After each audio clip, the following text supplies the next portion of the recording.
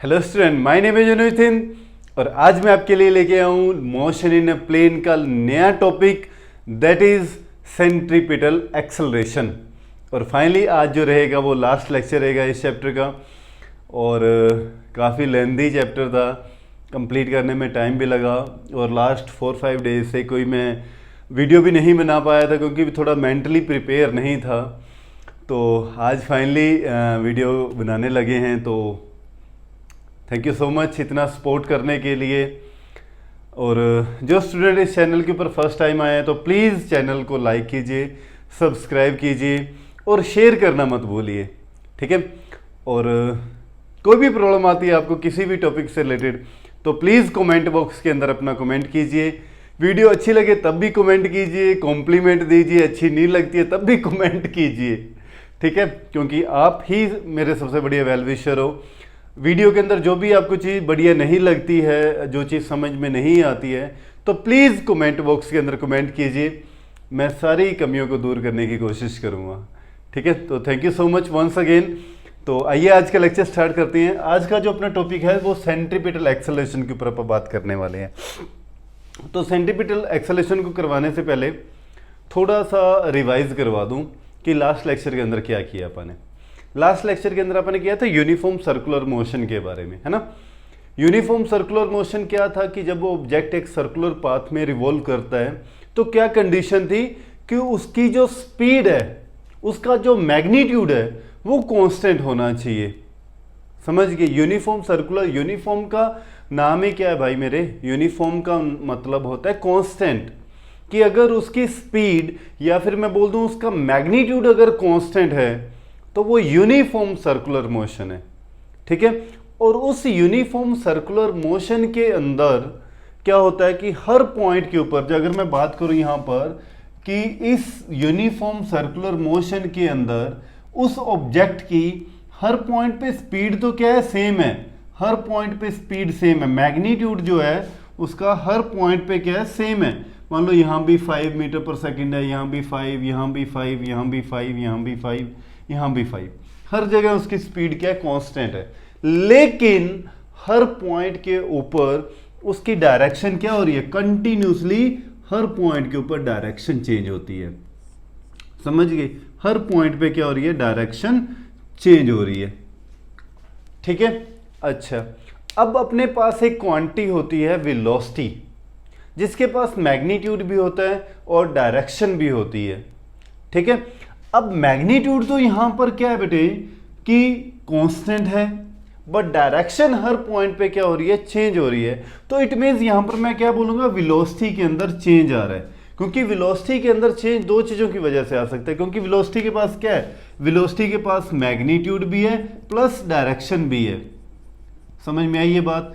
अगर मैग्नीट्यूड में भी चेंज आएगा तब भी वेलोसिटी में चेंज आएगा, अगर डायरेक्शन में चेंज आएगा तब भी वेलोसिटी में चेंज आएगा, और अगर दोनों में चेंज आता है तब भी वेलोसिटी में चेंज आएगा।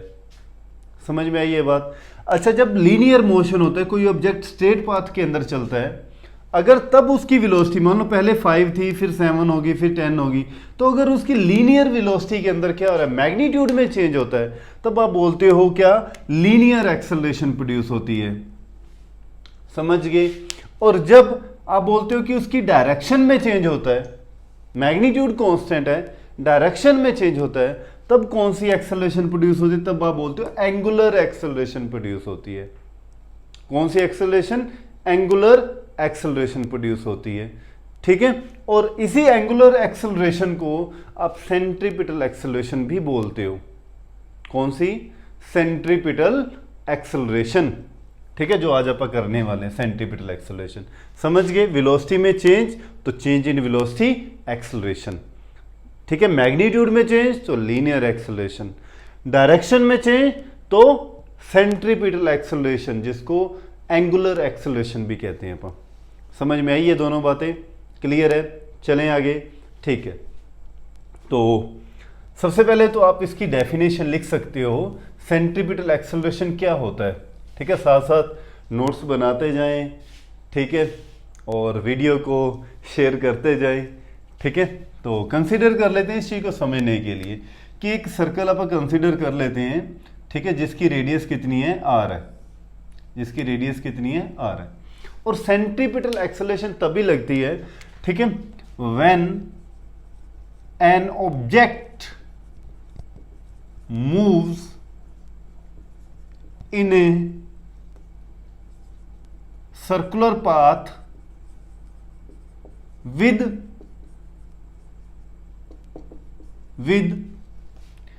uniform speed, then due to change in direction,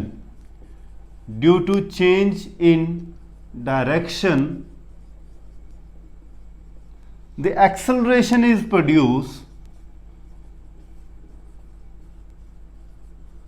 towards the center of the circle,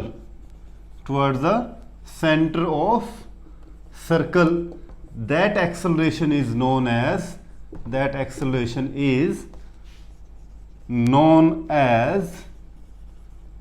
centripetal acceleration. समझ गए? जब भी कोई ऑब्जेक्ट एक यूनिफॉर्म सर्कुलर मोशन के अंदर मूव करेगा, समझ गए? ये पॉइंट दिमाग के अंदर रखना बेटे, बार बार मैं इस बात को ऊपर फोकस कर रहा हूं। जब ऑब्जेक्ट यूनिफॉर्म सर्कुलर मोशन में होगा, मतलब उसकी स्पीड क्या रहेगी? कांस्टेंट। तब जो एक्सेलरेशन प्रोड्यूस होगी, that acceleration is known as centripetal acceleration, और जिसकी डायरेक्शन हमेशा क्या होती है? टुवर्ड द सेंटर होती है। ठीक है, क्योंकि यहां पर दो एक्सेलरेशन प्रोड्यूस होती हैं, एक होती है टेंजेंशियल एक्सेलरेशन, उसके ऊपर भी अपन बात करते हैं इस वीडियो के एंड के अंदर। ठीक है, फिलहाल सेंट्रीपिटल एक्सेलरेशन के ऊपर अपन फोकस करेंगे। ठीक है, तो डेफिनेशन राइट कर सकते हो आप। सर्कुलर मोशन में मूव करे, when an object move in a circular path with uniform speed, then due to change in direction the acceleration is produced toward the centre of the circle, and that acceleration is known as centripetal acceleration. I think आपको ये definition clear होगी। ठीक है, अब आप इसका prove करते हैं कि कैसे एक्सेलरेशन प्रोड्यूस होती है, सेंटर की तरफ इसकी डायरेक्शन कैसे आती है। ठीक है, सारी बातों के ऊपर आप, मुझे कोई जल्दी नहीं है, आराम से डिस्कस करेंगे, आराम से समझाता हूं आपको एक एक चीज को। ठीक है, ठीक है, तो समझते जाना, है ना। तो ये मेरे पास अपन ने क्या कर लिया, एक सर्कल कंसीडर कर लिया, ठीक है, जिसकी रेडियस कितनी है? r है। तो साथ साथ सारी चीजों को लिखते हुए आते हैं। ठीक है, consider a circle of radius r। सबसे बढ़िया नोट्स होते हैं जो आप अपनी लैंग्वेज के अंदर, मैं आपको एक बात बताता हूँ बेटे आज, ठीक है, शायद पहले मैंने आपके साथ शेयर की हो।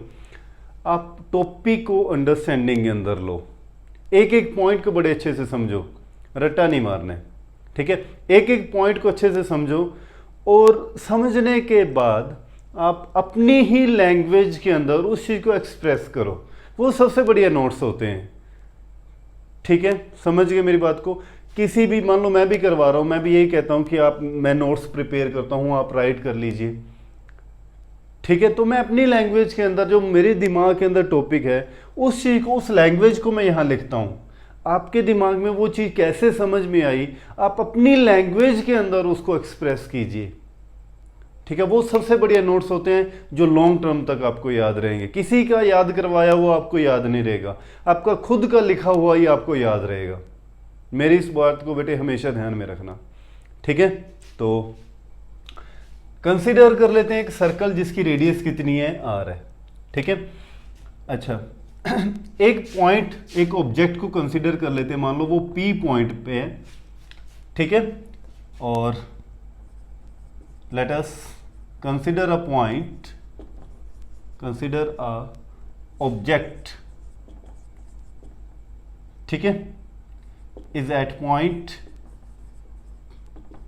P moving with a velocity, moving with a constant velocity, constant velocity मतलब constant क्या चीज है? उसका constant है, स्पीड उसकी constant है, मैग्नीट्यूड उसका constant है। ठीक है, velocity कितनी है उसकी? v है। ठीक है, तो v velocity के साथ वो मूव कर रहे हैं। वेलोसिटी समझ रहे हैं, वेलोसिटी का कौन सा कंपोनेंट कांस्टेंट है, स्पीड वाला, मैग्नीट्यूड वाला, ठीक है। अब बोलते हैं after time T, after time small time, after very small time dt, dt time के बाद सपोज कर लेते हैं वो कहां पहुंच जाता है, वो Q पॉइंट के ऊपर पहुंच जाता है, ठीक है। After very small time dt, the particle जो भी है, जो ऑब्जेक्ट अपन ने कंसिडर किया है, इज एट पॉइंट कितना, कौन सा, Q पॉइंट के ऊपर है, वो कौन से पॉइंट पे है, वो Q पॉइंट पे है, ठीक है। अब उसने जो डिस्प्लेस किया, सपोज कर लेते हैं ये थीटा एंगल के साथ वो कितना हो रहा है, सपोज डी टाइम के अंदर, तो अगर टाइम बहुत थोड़ा है तो उसने एंगल भी तो बहुत थोड़ा ही कवर किया होगा, डी थीटा, समझ गए इस बात को। और डिस्प्लेसमेंट भी जो उसने ये कवर किया, वो भी कितना कवर किया, ds, very small displacement, time dt लिया अपन ने, तो स्मॉल एंगल होगा और स्मॉल इसका क्या होगा, डिस्प्लेसमेंट होगा, समझ रहे हो एक एक बात को, ठीक है। अब समझना है इस पॉइंट को, P पॉइंट के ऊपर उसका वेलोसिटी वेक्टर जो है वो सपोज कर लेते हैं v1 है, ठीक है। Q पॉइंट के ऊपर जो उसका वेलोसिटी वेक्टर है वो सपोज कर लेते हैं v2 है, ठीक है। v1 vector and v2 vector are the velocity vector, are the velocity vector at point P and Q respectively, समझ गए, ठीक है। यहां तक कोई डाउट क्लियर है। मैंने क्या किया, सर्कल कंसीडर किया जिसकी रेडियस r थी, दो पॉइंट कंसीडर किए, P पॉइंट पे जब पार्टिकल है, ठीक है, आफ्टर dt टाइम के बाद वो Q पॉइंट पे पहुंच जाता है, तो उसका वेलोसिटी वेक्टर, क्योंकि उसकी डायरेक्शन क्या है, वेक्टर क्वांटिटी क्या बताती है, उसकी डायरेक्शन ऑफ मोशन, तो उसकी डायरेक्शन ऑफ मोशन सपोज कर लेते हैं P पॉइंट पे ये v1 वेक्टर है और Q पॉइंट पे v2 वेक्टर है, और डायरेक्शन हमेशा टेंजेंट बताती है भाई, टेंजेंट ड्रॉ की हुई है मैंने ये इसके ऊपर, ये क्या, v1 vector is a tangential, tangent है, टेंजेंट हमेशा डायरेक्शन बताती है, ठीक है। v1 टेंजेंट है, Q पॉइंट के ऊपर v2 क्या है, टेंजेंट है, ये बात आपने की होगी, tangent always gives a direction, ठीक है।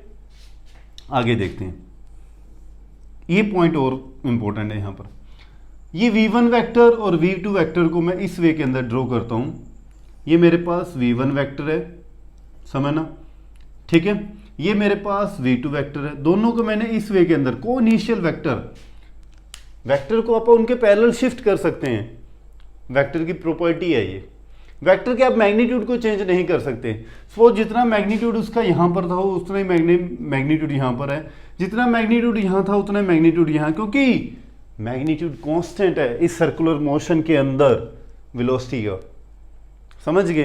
तो जितना मैग्नीट्यूड ये था उतना मैग्नीट्यूड ये है, लेकिन दोनों की डायरेक्शन अपोजिट है, इस वे के अंदर है, ठीक है। ये v2 वेक्टर है। अच्छा, अब इन दोनों वेक्टर के बीच में एंगल कितना होगा, एंगल उतना ही होगा जितना एंगल यहां पर है, जितना एंगल यहां पर है, डी थीटा। इस पॉइंट को नोट करना बेटे, अगर आपने इधर से नोट कर लिया है तो आप स्क्रीनशॉट ले लीजिए, मैं इरेज करने लगा हूं इधर से, ठीक है। अच्छा देखो कैसे, ये एक थ्योरम कहती है, मैथ्स के अंदर एक थ्योरम आती है, क्या, the angle between radius of the circle, दो लाइंस के बीच में जो एंगल होगा, दो लाइन कौन सी है यहां पर, रेडियस ऑफ द सर्कल है ना, क्या, the angle between two radius of the same circle, two radius of the same circle is always equal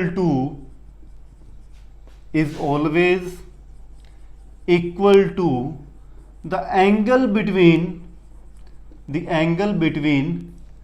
their tangents tangents, उनकी टेंजेंट, उन देखो क्या मैंने लिखा है, एक सर्कल की दो रेडियस मतलब ये वाली रेडियस और ये वाली रेडियस, इन दोनों रेडियस के बीच में जो एंगल है ये एंगल हमेशा इक्वल होता है। इनकी टेंजेंट जो अपन ने ड्रॉ की हुई है, ये वाली टेंजेंट और ये वाली टेंजेंट, इनके टेंजेंट्स के बीच में जो एंगल होगा वही एंगल इस दोनों रेडियस के बीच में होगा। अगर यहां पर डी थीटा है तो यहां भी कितना होगा, डी थीटा होगा। इस पॉइंट को हमेशा ध्यान रखना। क्लियर है ये बात? ठीक है। अब अपन ने वेक्टर्स किया था, है ना, ये v1 वेक्टर, ये v2 वेक्टर। तो अगर ये कोइनिशियल वेक्टर हैं तो अपन ने ट्रायंगल ऑफ वेक्टर एडिशन, अगर आपको याद है, नहीं याद तो जाइए पहले लिखिए triangles law of vector addition by thin classes, तो आपके सामने होगी, है ना। तो triangles law of vector addition को जरूर देखना, फिर ये पॉइंट भी आपको समझ में आ जाएगा अगर नहीं देखा है तो। ठीक है, तो ये v1 वेक्टर, ये v2 वेक्टर, अगर मैं इसको इस वे के अंदर मिला दूं तो ये अपने पास क्या बन गया, एक मान लो ये जो है वो dv वेक्टर ये अपने पास मैंने ले लिया। ठीक है, तो देखो ये अपने पास, इस पॉइंट को नाम दे देते हैं a, इस पॉइंट को नाम दे देते हैं b और ये पॉइंट नाम दे देते हैं c। ABC ट्रायंगल के अंदर, ABC ट्रायंगल के अंदर देखो v1 वेक्टर और dv वेक्टर ये क्या है, सेम ऑर्डर के अंदर है, और v2 वेक्टर क्या है, अपोजिट ऑर्डर के अंदर है। ऐसा ही होता है ट्रायंगल ऑफ वेक्टर एडिशन में, है ना। v1 वेक्टर और dv vector are in the same order, और जो रिजल्टेंट वेक्टर होता था वो हमेशा अपोजिट ऑर्डर के अंदर लेते हैं। तो v2 vector is the resultant vector, और रिजल्टेंट वेक्टर पर बोलेंगे इन ट्रायंगल ABC, तो क्या होगा, v2 vector is equal to v1 vector plus dv vector, है ना। और यहां से dv वेक्टर किसके इक्वल आ गया, dv vector is equal to v2 vector minus v1 vector. बात क्लियर है, ये समझ में आ गया ये? ठीक है, अच्छा। अब इस ट्रायंगल को भी अपन नाम दे देते हैं OPQ ट्रायंगल के अंदर। देखो अगर दोनों ट्रायंगल के अंदर इन ट्रायंगल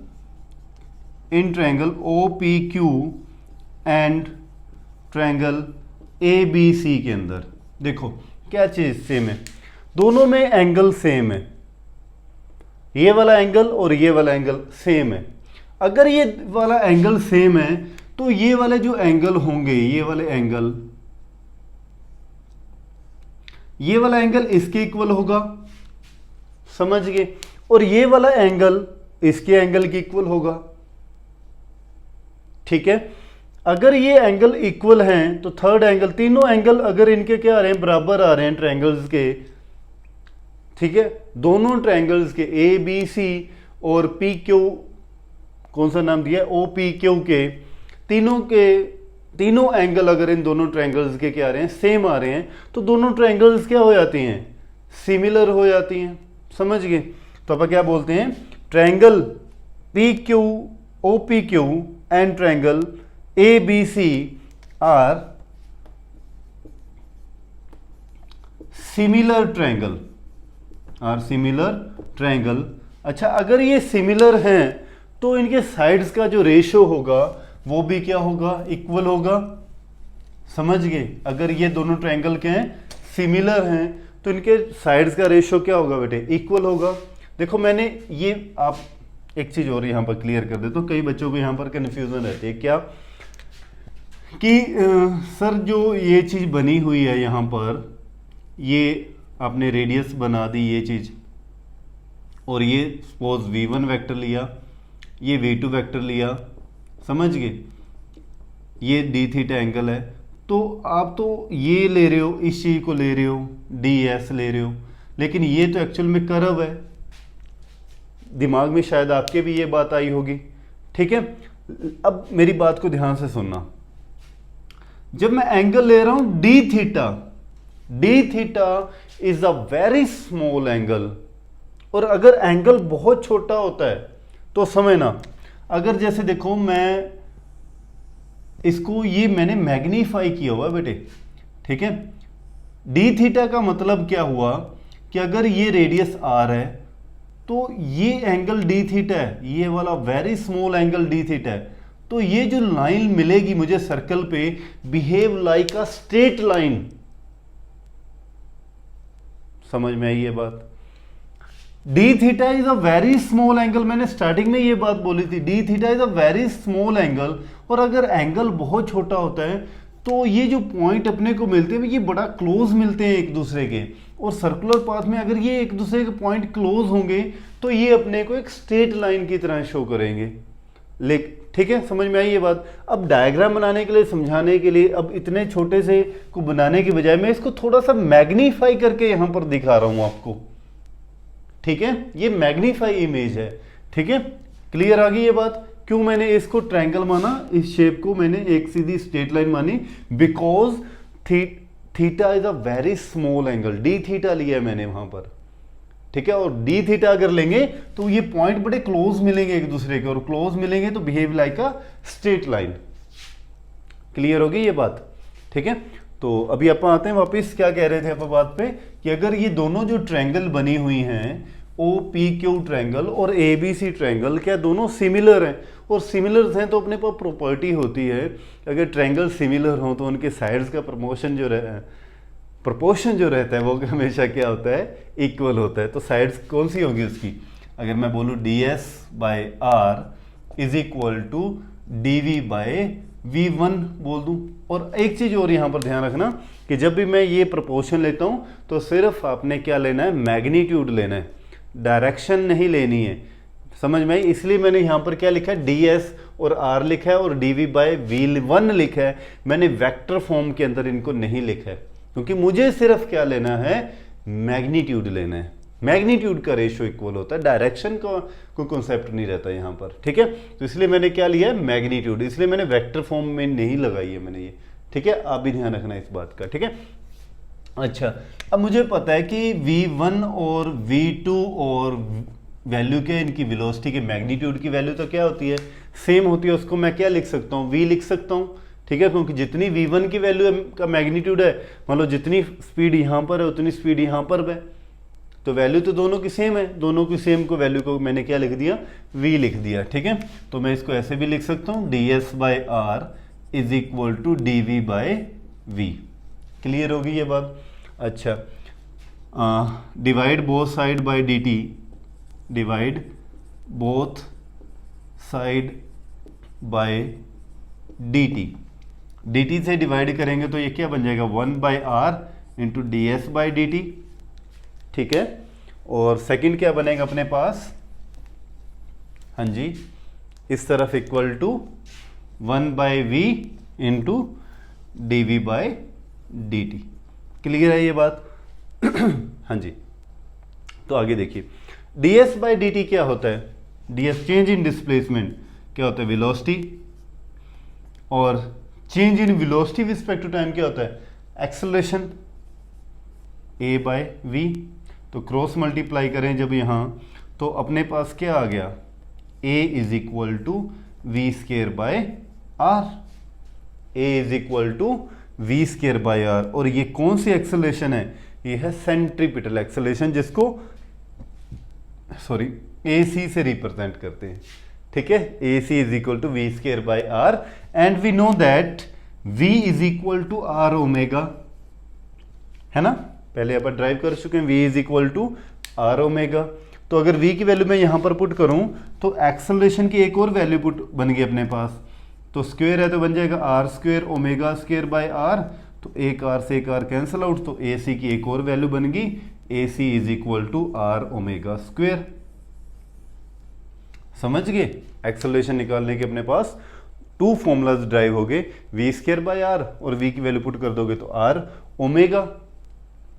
ठीक है, अच्छा यहां पर बातें हैं जो आपको ध्यान रखनी है कि जो ये एक्सेलरेशन है, सेंट्रीपिटल एक्सेलरेशन, ये दो फैक्टर के ऊपर डिपेंड कर रही है ना? अगर मैं यहां बात करूं तो ये वेलोसिटी के ऊपर भी डिपेंड कर रही है, और सबसे इंपॉर्टेंट थिंग ये रेडियस के ऊपर डिपेंड कर रही है, आर के ऊपर।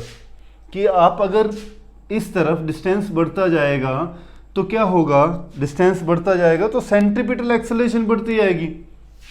समझ में आया? जैसे जैसे आप दूर जाते जाओगे, आर क्या रेडियस बढ़ते जाओगे तो सेंट्रीपिटल एक्सेलरेशन की वैल्यू भी बढ़ती जाएगी। ठीक है, आर के ऊपर डिपेंड कर रहा है ये भी। ठीक है, क्लियर है ये पॉइंट। अच्छा, अगर मुझे यहाँ पर सेंट्रीपिटल फोर्स निकालनी हो, ये अपन निकाल दी सेंट्रीपिटल एक्सेलरेशन, और अगर मुझे सेंट्रीपिटल फोर्स निकालनी हो तो सेंट्रीपिटल फोर्स अपने पास क्या होती है, सेंट्रीपिटल फोर्स। सेंट्रीपिटल फोर्स अगर मुझे निकालनी हो तो F इज इक्वल टू क्या होता है, मास इंटू एक्सेलरेशन। तो मास इंटू एक्सेलरेशन कौन सी होगी यहाँ पर, AC सेंट्रीपिटल, ठीक है। तो F is equal to M, AC की अगर मैं वैल्यू पुट करता हूँ V²/R, तो सेंट्रीपिटल फोर्स निकालने का formula F is equal to mv², और अगर मैं AC की वैल्यू क्या पुट करता हूँ, R⍵², तो अपने पास सेंट्रीपिटल फोर्स निकालने का formula F is equal to mR⍵² बन जाता है। समझ में आई ये बात, ठीक है। अच्छा, ये तो थी अपने पास सेंट्रीपिटल फोर्स निकालते हैं अपन, सेंट्रीपिटल एक्सेलरेशन निकाल लेते हैं। अब बात करते हैं इसकी डायरेक्शन की, कि सेंट्रीपिटल एक्सेलरेशन की डायरेक्शन सेंटर की तरफ ही क्यों होती है, ठीक है। तो मैंने स्टार्टिंग के अंदर डेफिनेशन के अंदर भी ये लिखी थी ना कि direction of centripetal acceleration is always toward the centre, is always toward the centre of the circle, centre of circle. इस बात को समझना, ठीक है। कैसे, तो मैं इस सर्कल को एक बार इरेज कर रहा हूं। हाँ जी, देखिए बेटे, सेंटर की तरफ क्यों होती है, तो जैसे ये सर्कल है, ठीक है, इसके ऊपर ऑब्जेक्ट मूव कर रहा है सर्कुलर पाथ के अंदर, ठीक है। इस पॉइंट पे अपने वेलोसिटी बोली v है, v1 है, इस पॉइंट पे अपने वेलोसिटी बोली v2 है, और मैंने अभी क्या बोला कि इसकी सेंट्रीपिटल एक्सेलरेशन की डायरेक्शन हमेशा क्या रहेगी, सेंटर की तरफ होती है। चाहे इस पॉइंट पे भी होगा कोई ऑब्जेक्ट तो उसकी डायरेक्शन हमेशा क्या होगी, सेंटर की तरफ होगी। इस पॉइंट पे भी होगा, सेंट्रीपिटल एक्सेलरेशन की जो डायरेक्शन रहेगी वो अंदर की तरफ ही रहेगी, अंदर की तरफ, हमेशा अंदर की तरफ। इसके पीछे रीजन क्या है, देखो मैंने आपको बताया था कि जो ये v1 वेक्टर है या v2 वेक्टर था, ये टेंजेंट्स होती हैं, और टेंजेंट आपने 10th क्लास के अंदर किया है कि tangent always perpendicular to the radius of circle. ये हमेशा सर्कल के रेडियस के साथ 90 के एंगल बनाती है टेंजेंट। तो ये एंगल कितने का बनेगा, 90 का बनेगा हमेशा। समझ में आ गई ये बात, tangent always form 90 degree angle with the radius of circle.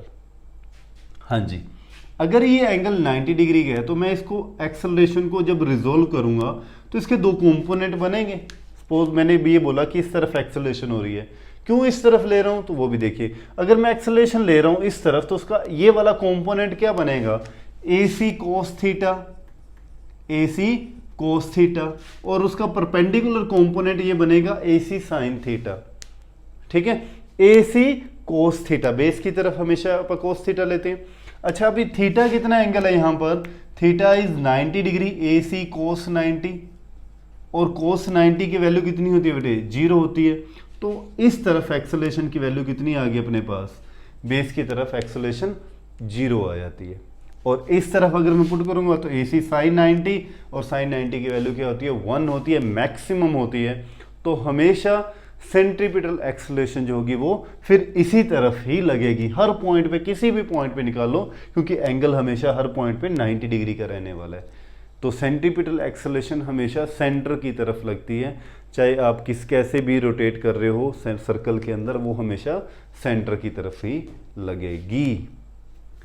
अब बात करते हैं टेंजेंशियल एक्सेलरेशन की। टेंजेंशियल एक्सेलरेशन क्या होता है, तो यूनिफॉर्म सर्कुलर मोशन के अंदर जो एक्सेलरेशन क्रिएट हुई थी उसको अपन ने बोला सेंट्रीपिटल एक्सेलरेशन। और टेंजेंशियल एक्सेलरेशन क्या होता है, देखो यूनिफॉर्म मैं दोनों एक्सेलरेशन को कंपेयर कर रहा हूं, थोड़ा थोड़ा समझना इस बात को, ठीक है। यूनिफॉर्म जब सर्कुलर मोशन था तो स्पीड क्या थी, कांस्टेंट थी। स्पीड क्या थी, कांस्टेंट थी। मैग्नीट्यूड क्या था, कांस्टेंट था। और जब मैग्नीट्यूड कांस्टेंट होता है एक सर्कुलर मोशन में, तो जो एक्सेलरेशन प्रोड्यूस होती है उसको बोलते हैं सेंट्रीपिटल एक्सेलरेशन। और बाय चांस अगर उसकी स्पीड कांस्टेंट ना हो तो कोई जरूरी थोड़ी है, है ना, कोई ज़रूरी थोड़ी है उसकी स्पीड हर पॉइंट पे क्या रहेगी, कांस्टेंट रहेगी। वो कंडीशन अपन ने बोली थी कि अगर उसकी स्पीड कांस्टेंट है, ठीक है, तो उस कंडीशन के अंदर उसकी जो एक्सेलरेशन होगी वो सेंट्रीपिटल एक्सेलरेशन होगी।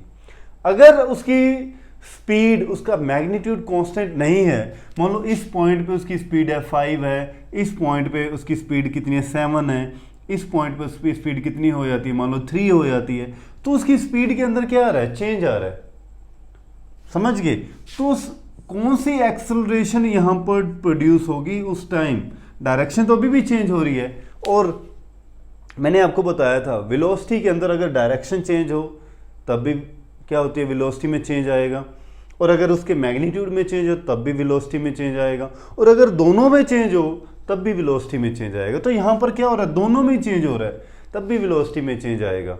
अब जो वेलोसिटी में चेंज आने की वजह से एक्सेलरेशन प्रोड्यूस हुई, दैट इज टेंजेंशियल एक्सेलरेशन, जो टेंजेंट के लोंग वर्क करती है, टेंजेंट के लोंग, ठीक है। और टेंजेंशियल एक्सेलरेशन किसके इक्वल होती है वो भी अपन निकालते हैं। समझ में आई ये बात। टेंजेंशियल एक्सेलरेशन अपने को मैंने अभी आपको बोला है कुछ जो किसकी वजह से आ रहा है, change in velocity dv by dt, time के साथ साथ उसकी क्या हो, वेलोसिटी के अंदर चेंज आए, तो टेंजेंशियल एक्सेलरेशन प्रोड्यूस होगी a is equal to dv by dt, and we know that v is equal to क्या होता है बेटे, r omega. v is equal to क्या होता है, r ओमेगा, और रेडियस तो इस सर्कल की क्या रहती है, हमेशा कांस्टेंट रहने वाली है, तो r इज इक्वल टू क्या होगा, यहाँ पर r तो कांस्टेंट होगी, only dw by dt, dw मतलब d ओमेगा बाई dt, और d ओमेगा बाई dt क्या होता है, अल्फा। यही आप करते हैं, ठीक है। अल्फा क्या चीज होता है यहाँ पर, एंगुलर एक्सेलरेशन, ठीक है। Change in angular velocity bye, तो आप क्या बोलते हैं इसको, चेंज इन एंगुलर वेलोसिटी को क्या बोलते हैं, अल्फा एंगुलर एक्सेलरेशन। तो अपने पास यहाँ पर टेंजेंशियल एक्सेलरेशन निकालने का फॉर्मूला होता है आर अल्फा। और जैसे देखो पहले भी मैंने सेंट्रीपिटल एक्सेलरेशन के अंदर भी बताई थी, सेंट्रीपिटल एक्सेलरेशन भी रेडियस के ऊपर डिपेंड करती थी, आर के ऊपर, और टेंजेंशियल एक्सेलरेशन भी आर के ऊपर डिपेंड करती है, ठीक है। तो ये इनकी कंडीशन है। सबसे इंपॉर्टेंट थिंग जो आपको ध्यान रखनी है कि जो मेन डिफरेंस है टेंजेंशियल एक्सेलरेशन में और सेंट्रीपिटल एक्सेलरेशन में क्या कांस्टेंट रहता है, सर्कुलर मोशन के अंदर स्पीड कांस्टेंट होती है, समझ गए, और टेंजेंशियल एक्सेलरेशन में स्पीड कांस्टेंट नहीं होती। That is the major difference between AT and AC, ठीक है। तो आई होप कि आपको ये सारी बातें क्लियर हो गई होंगी। तो वीडियो कैसी लगी आपको, please like the video, share the video your friends, और सब्सक्राइब करना मत भूलिए चैनल को, ठीक है बेटे। तो थैंक यू सो मच, अपना ध्यान रखिए, घर पे रहिए, सुरक्षित रहिए, जय हिंद।